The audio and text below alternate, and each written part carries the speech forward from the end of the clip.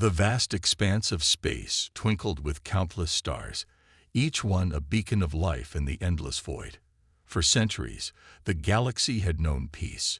Humans and alien species lived side by side, sharing knowledge, resources, and friendship. This harmony was the pride of the Galactic Council, a group of wise beings from various worlds who worked tirelessly to maintain order and justice across the stars. On the planet Zorbax, a small blue world circling a distant sun, life thrived in its crystal-clear oceans. The Zorbaxians, a gentle race of amphibious creatures, spent their days exploring the depths of their seas and reaching for the stars above. Among them was Flori, a young Zorbaxian child with bright curiosity in her large silver eyes. Flori loved nothing more than to float on the surface of the great Zorbaxian ocean, gazing up at the twinkling stars above.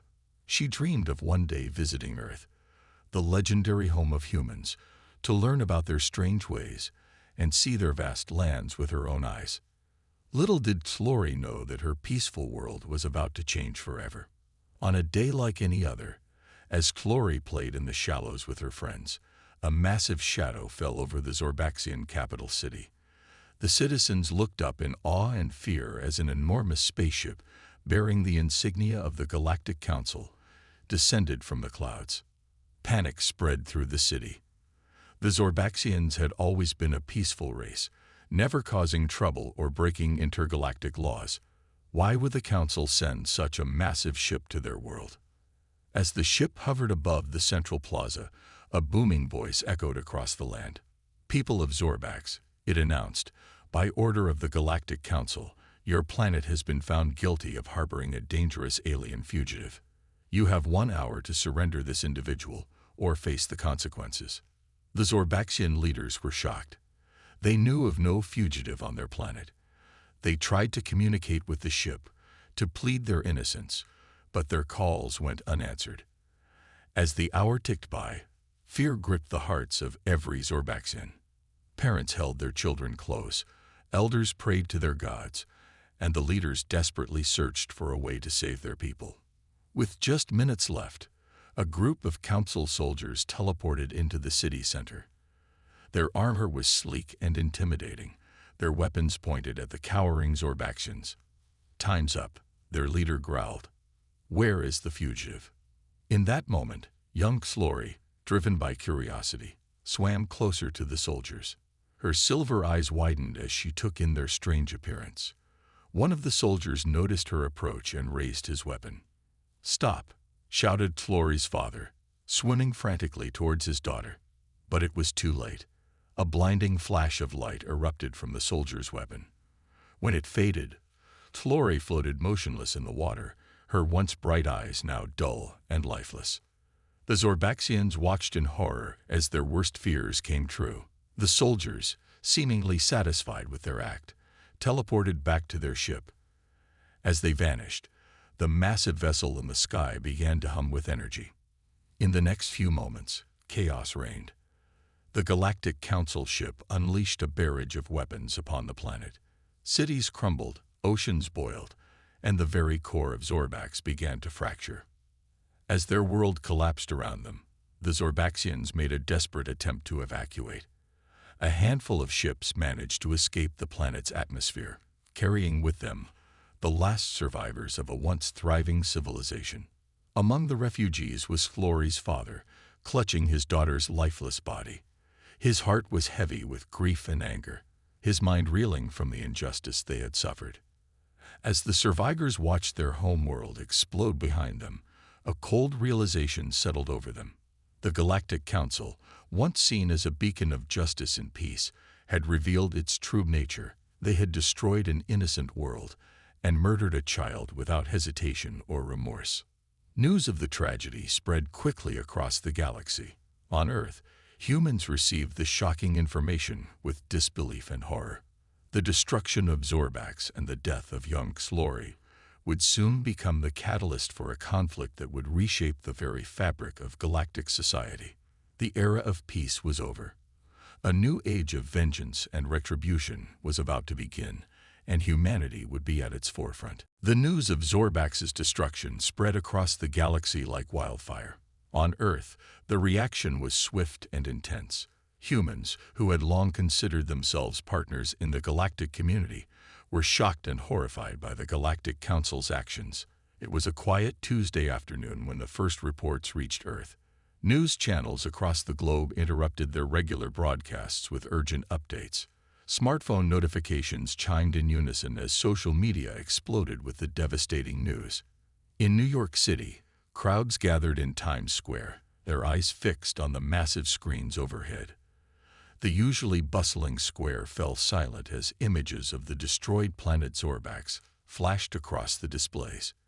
People stood in stunned disbelief, some with tears streaming down their faces, others with fists clenched in anger. Sarah Chen, a young office worker, watched the news unfold on her phone during her lunch break. Her sandwich lay forgotten on her desk as she scrolled through the reports, her heart sinking with each new detail. When she read about Xlori, the innocent alien child killed in the attack, Sarah felt a surge of rage she had never experienced before. Across the Atlantic, in a small cafe in Paris, Pierre Dubois spat out his coffee as he read the headline on his tablet. "Mon Dieu!" he exclaimed, drawing the attention of other patrons. Soon, the entire cafe was abuzz with heated discussions about the Galactic Council's brutal act. In the halls of power, world leaders scrambled to respond to the crisis. Emergency meetings were called in capitals around the globe.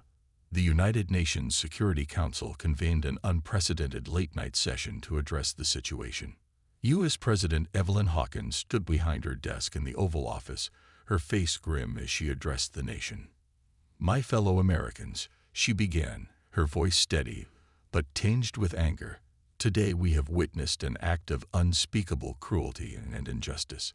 The Galactic Council, an organization we once trusted to maintain peace, has betrayed that trust in the most horrific way imaginable."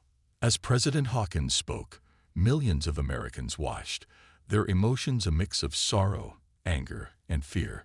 She continued, "We will not stand idly by while innocent lives are destroyed. The United States, along with our global allies, will take all necessary actions to bring the perpetrators of this heinous act to justice." In London, the British Prime Minister, Adebayo Okafor, emerged from an emergency cabinet meeting. Facing a sea of reporters outside 10 Downing Street, he declared, "The United Kingdom condemns this act of genocide in the strongest possible terms. We call upon all nations of Earth to unite against this threat to galactic peace." As night fell across Europe, candlelight vigils sprang up in city squares. In Berlin's Brandenburg Gate, thousands gathered, holding pictures of the planet Zorbax and its innocent victims. The crowd sang songs of peace and unity, their voices carrying a message of defiance against the darkness that had befallen the galaxy. Meanwhile, in the bustling streets of Tokyo, protesters marched with signs demanding justice for Zorbax. The usually reserved Japanese public expressed their outrage openly, their voices joining the global chorus of condemnation. On social media platforms, the hashtags #JusticeForZorbax and #RememberXlori trended worldwide. Humans shared art, poetry, and messages of support for the Zorbaxian survivors. The tragedy had struck a chord with people across cultures and continents, uniting humanity in grief and resolve. Dr. Amelia Rodriguez, a renowned xenobiologist at the University of Buenos Aires, gave an impassioned interview on international television. The Zorbaxians were a peaceful, advanced civilization, she explained, her voice cracking with emotion. They had so much to offer the galaxy. Their loss is not just a tragedy for their species, but for all of us. We've lost countless potential discoveries, cultural exchanges, and opportunities for growth. As the first day since the news broke came to an end, the initial shock began to give way to a simmering anger. People everywhere demanded action, calling on their governments to do something, anything, to right this terrible wrong. In response to the public outcry, the United Nations announced an emergency global summit to be held in Geneva. Representatives from every nation on Earth would attend to discuss humanity's response to the Galactic Council's actions. As delegates from around the world boarded planes bound for Switzerland, the air was thick with tension. Everyone knew that the decisions made in the coming days would shape the future of not just Earth, but the entire galaxy. The stage was set for humanity to make its stand. The question on everyone's mind was, how far would Earth go to seek justice for Zorbax and little Clory?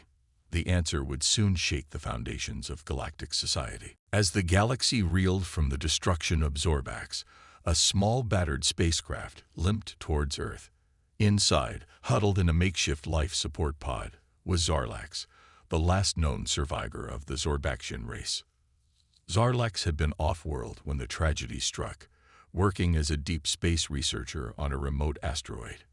He had watched in horror as his home planet exploded, feeling the psychic pain of his entire species crying out before being silenced forever.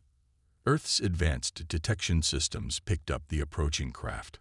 Within minutes, space agencies worldwide were on high alert. Was this a Galactic Council ship coming to threaten Earth? Or perhaps a messenger bringing more bad news? At NASA headquarters in Houston, Dr. Emily Chang peered at her computer screen, analyzing the incoming data. Her eyes widened as she realized what she was seeing. It's a Zorbaxian ship," she exclaimed to her colleagues. The room erupted in a flurry of activity. As Zarlax's ship entered Earth's atmosphere, it began to break apart. The heat of re-entry was too much for the already damaged vessel. In a desperate move, Zarlax activated his escape pod, jettisoning himself from the disintegrating spacecraft. The pod streaked across the sky, a bright fireball visible for hundreds of miles. Amateur astronomers and ordinary citizens alike pointed their cameras skyward, capturing the dramatic descent. The escape pod crashed in a remote field in Kansas, creating a small crater. Farmer John Miller was the first to reach the site, his old pickup truck bouncing over the uneven ground. As he approached the smoking pod, he saw movement inside. With trembling hands, John opened the pod. Inside, he found Zarlax, a strange, amphibious creature with silver eyes that reminded him of the little alien child he'd seen on the news. "Well, I'll be," John whispered, reaching out to help the injured alien. Within hours, the field was swarming with government agents, scientists, and medical personnel. Zarlax was quickly but carefully transported to a secure facility, where a team of Earth's top xenobiologists worked tirelessly to stabilize his condition. Dr. Sophia Mbeki, the lead xenobiologist, marveled at Zarlax's physiology. "His cellular structure is incredible," she reported to her team. "It's adapting to our atmosphere in ways we've never seen before." As Zarlax recovered, he began to communicate with his human caretakers. Using a sophisticated translation device, he shared the full, heartbreaking story of Zorbax's destruction. "We were a peaceful people," Zarlax explained, his silver eyes filled with sorrow. "We had no enemies, no conflicts with other worlds. The Galactic Council's accusation of harboring a fugitive was false, a lie to justify their actions." Zarlax went on to describe the final moments of his planet. He spoke of the terror that gripped his people, the desperate attempts to reason with the Council, and the horrifying moment when young Clory was killed. "Clory was my niece," Zarlax revealed, his voice breaking. "She was the brightest star in our sky, curious and kind. Her death was not just a tragedy. It was a crime against all that is good in the universe." As Zarlax's story spread, the people of Earth responded with an outpouring of sympathy and support. Vigils were held in cities around the world, with millions of humans lighting candles in memory of Zorbax and Clory. In New York, artist Maria Rodriguez created a stunning holographic memorial. It showed Clory as described by Zarlax, a small silver-eyed child reaching out towards the stars. The image was projected onto buildings worldwide, a poignant reminder of the innocence lost. World leaders, moved by Zarlax's account, convened an emergency session of the United Nations. The debate was heated, with many calling for immediate action against the Galactic Council. "We cannot stand idly by," declared the representative from Nigeria. "If we do not act, we are complicit in this atrocity." As the debate raged on, scientists worked with Zarlax to learn more about Zorbaxian technology and culture. They hoped to preserve as much knowledge as possible, to ensure that something of Zorbax would survive. Zarlax, for his part, was overwhelmed by humanity's response. "On Zorbax we had stories of Earth," he told Dr. Mbeki one evening. "We thought of humans as a young, impulsive species. But now I see the truth. You have great capacity for compassion and justice." As days turned into weeks, Zarlax became a symbol of resilience and hope. His presence on Earth served as a constant reminder of what had been lost, and what was at stake if the Galactic Council's actions went unchallenged. The question now was, what would humanity do with this knowledge? How would they protect Zarlax, the last of his kind? And how would they bring justice to those responsible for the genocide of an entire species? The answers to these questions would shape the future of Earth's role in the galaxy, and perhaps the fate of the galaxy itself. As Earth rallied around Zarlax and prepared for action, the Galactic Council broke its silence. A massive holographic projection appeared in the skies above every major city on Earth, displaying the stern face of High Counselor Xenfor, a being of shimmering energy barely contained within a humanoid form. "People of Earth," Xenfor's voice boomed, echoing across continents, "we understand your outrage, but you do not comprehend the full situation. The destruction of Zorbax was a regrettable necessity." In New York's Central Park, joggers stopped in their tracks, gazing up at the otherworldly visage. In Beijing, millions paused their morning commute, eyes fixed on the shimmering figure in the sky. Across the globe, humans held their breath, waiting for an explanation that could possibly justify such a horrific act. Xenfor continued, his tone grave. "The Zorbaxians were not the innocent species they appeared to be. Our intelligence uncovered a terrible truth. They were unwittingly harboring a cosmic parasite, one that threatened the very fabric of our galaxy." In the secure facility where Zarlax was being kept, scientists and government officials crowded around viewscreens, watching the transmission. Zarlax's silver eyes widened in disbelief and anger. "This parasite," Xenfor explained, "feeds on the life force of entire planets. It had already consumed 3 worlds in a neighboring galaxy. Zorbax was to be its gateway into our realm." Images flashed across the sky. Barren, lifeless planets, their surfaces scared and twisted. The sight sent shivers down the spines of all who watched. "We had no choice," Xenfor insisted. The parasite had integrated itself into the Zorbaxian population. Every Zorbaxian, even the child you call Xlori, was a potential vector. We had to act decisively to prevent a catastrophe that would have dwarfed the loss of a single world. In Geneva, where the UN Emergency Summit was underway, heated debates erupted. Some delegates argued that the Council's explanation was plausible, given the incomprehensible nature of cosmic threats. Others remained skeptical, pointing out the convenient timing of this revelation. Back in the secure facility, Zarlax lashed out in fury. "Lies," he shouted, his translator struggling to keep up with his rapid speech. "Our people knew nothing of this parasite. We were scientists, explorers, peaceful beings. We would never have harbored such a threat." Dr. Emily Chung, who had been working closely with Zarlax, placed a comforting hand on his shoulder. "We believe you," she said softly, "but we need to understand why the Council would invent such an elaborate lie." As Xenfor's explanation concluded, he made an unexpected offer. "To prove our sincerity and to make amends for this tragic necessity, we invite a delegation from Earth to visit the Galactic Council. See for yourselves the evidence that forced our hand. Join us in our mission to protect all life in the galaxy." The offer sent shockwaves through Earth's governments. It was unprecedented. Never before had the Galactic Council extended such an invitation to humanity. In Washington, D.C., President Hawkins convened an emergency meeting of her national security team. This could be our chance to gather intelligence, to understand what we're really dealing with, she mused, her brow furrowed in concentration. Meanwhile, in labs around the world, scientists scrambled to analyze every frame of the Council's transmission. They hoped to glean any information about the Council's technology, biology, or potential weaknesses. Public opinion was sharply divided. Polls showed that while many were willing to consider the Council's explanation, a significant portion of the population remained deeply skeptical. Protests erupted in major cities, with signs reading "Justice for Zorbax" and "Don't Trust the Council." Social media exploded with conspiracy theories. Some claimed the parasite was real and already on Earth. Others insisted the entire event, including Zarlax's arrival, was an elaborate hoax designed to control humanity.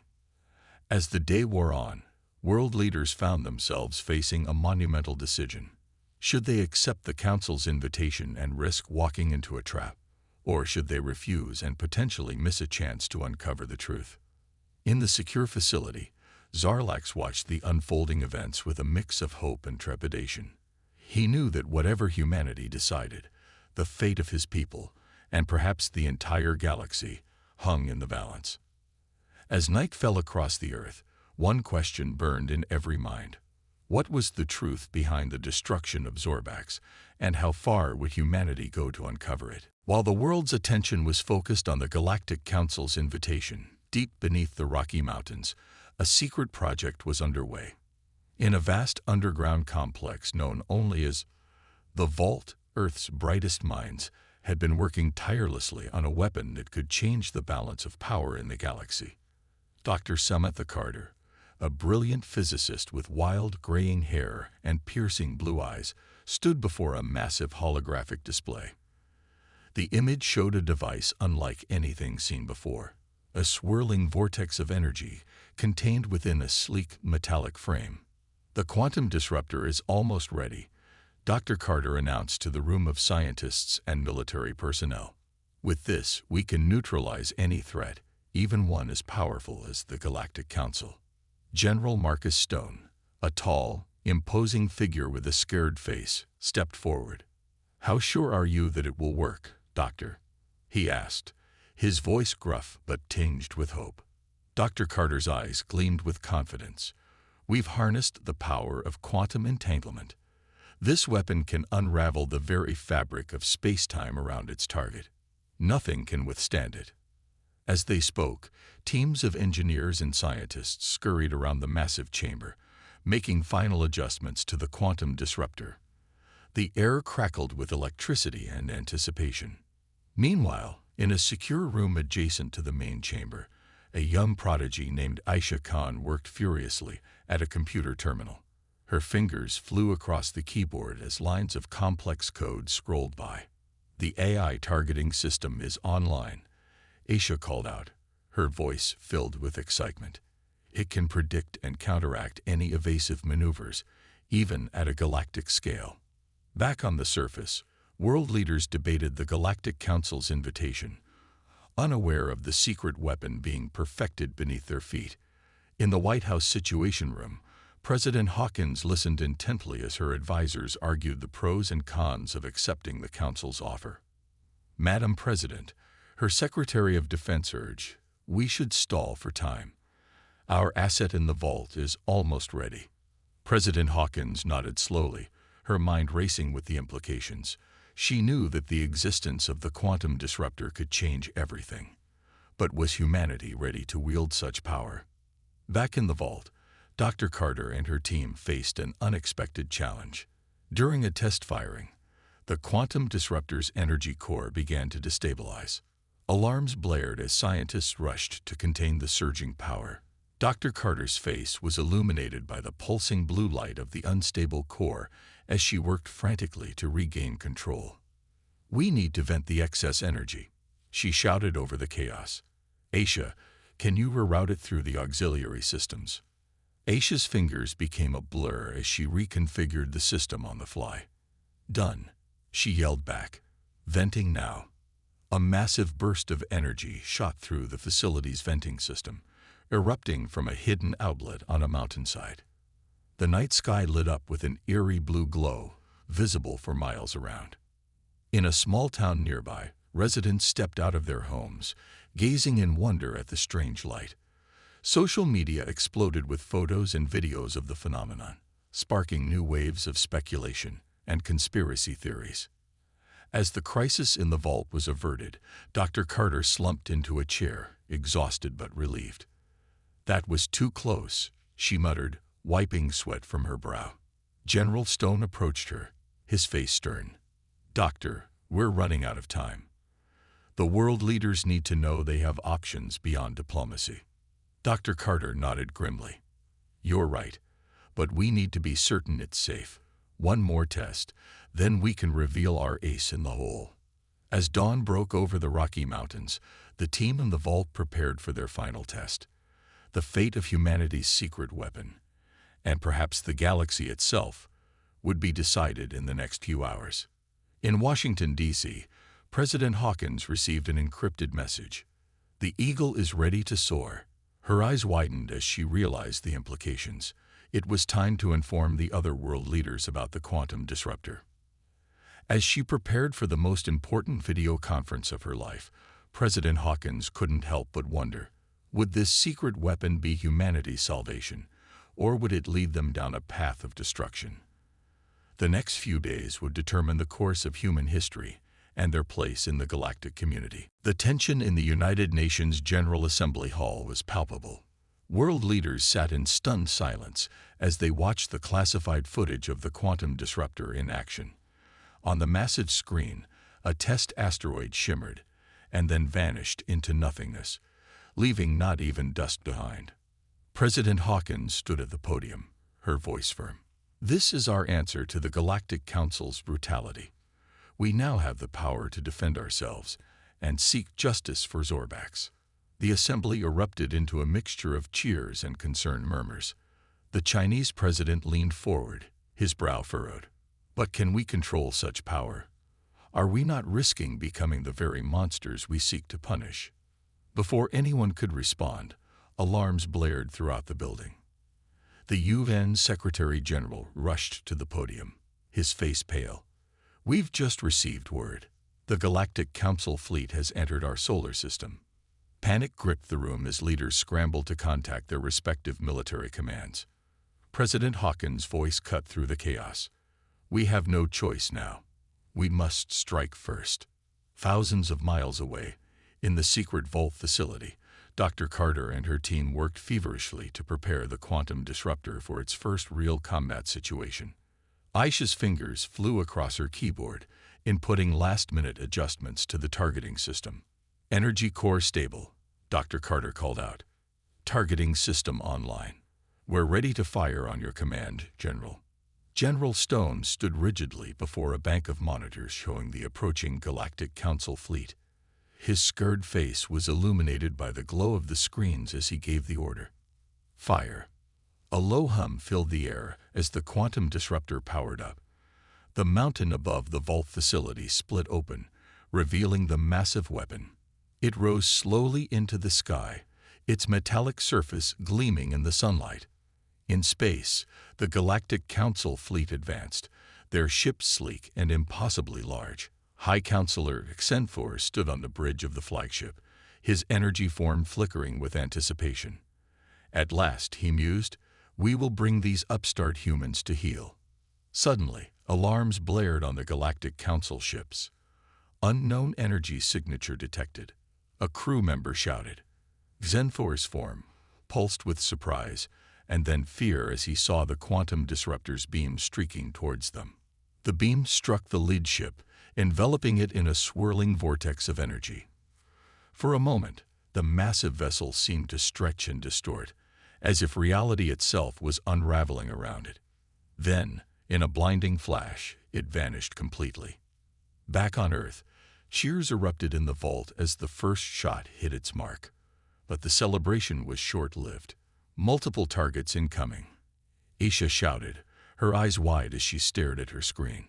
The Galactic Council fleet, recovering from their initial shock, had launched a counterattack. Hundreds of energy projectiles streaked towards Earth, each capable of leveling the city.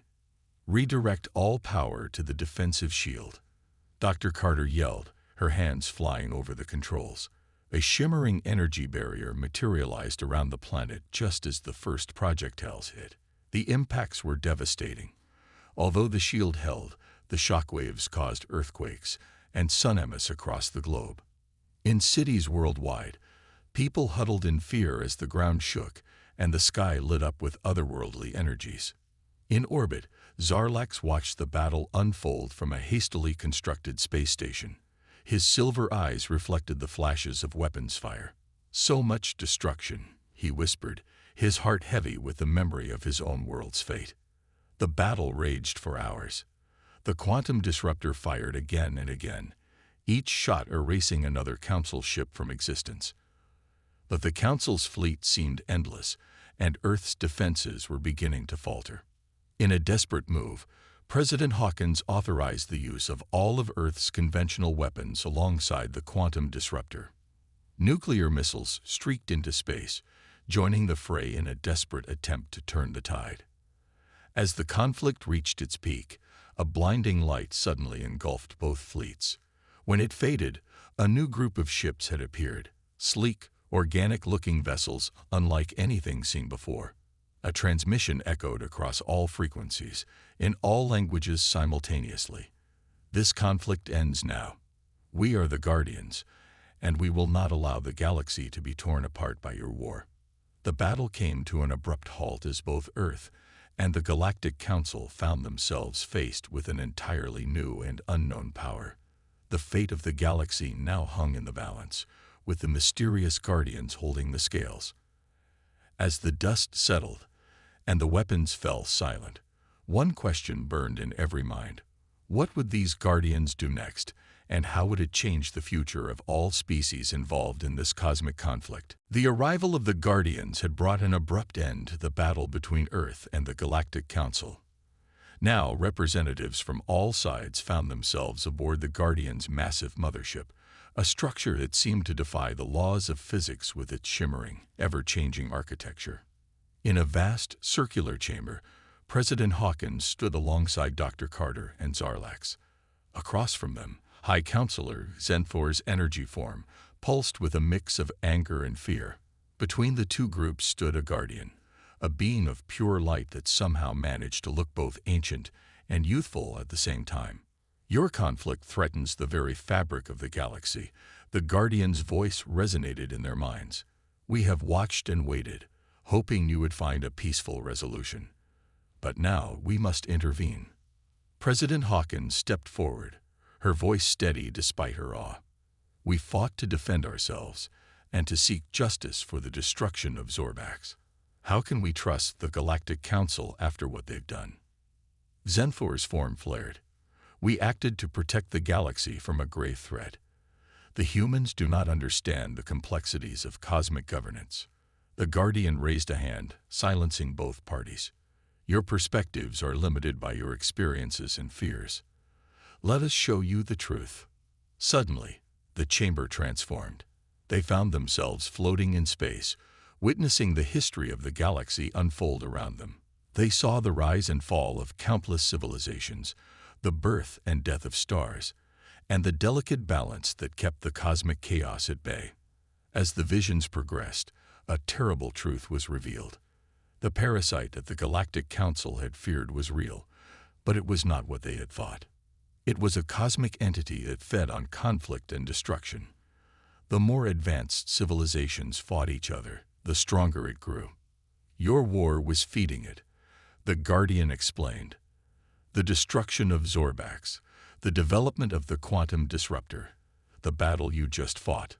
All of these were making it stronger." The humans and the council members watched in horror as they saw the parasite growing, threatening to consume entire galaxies if left unchecked.